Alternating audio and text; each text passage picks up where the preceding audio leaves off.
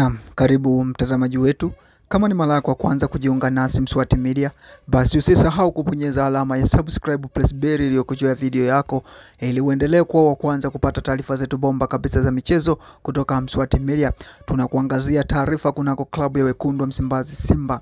Hii ni taarifa kutoka kwa msemaji wao wa klabu na ni taarifa ya ndani kabisa ya klabu ya wekundu wa Msimbazi Simba ambayo imetufikia hivi punde kwa Simba inaangalia kwa ukaribu uwezekano wa kumsajili mchezaji wa timu ya taifa ya Tanzania na timu ya Young Africans, kiungo mshambuliaji huyo ambaye ni Azizi Andambwile.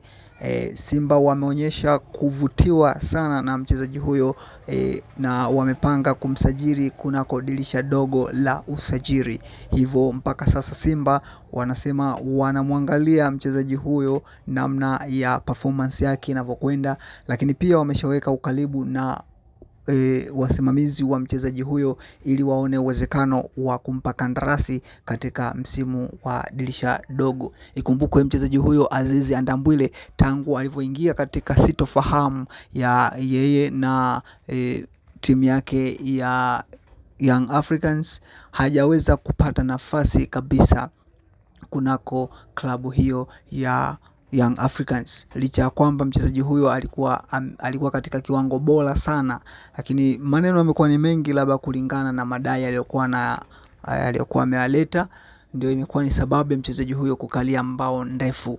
Basi Simba Sport Club wameweka nia na nguvu kwa ajili ya kumtaka mchezaji huyo katika dirisha dogo la usajili. Basi ndugu mtazamaji wetu, endelea kubaki nasi kwa kubonyeza alama ya subscribe. Usisahau kucomment na kushare.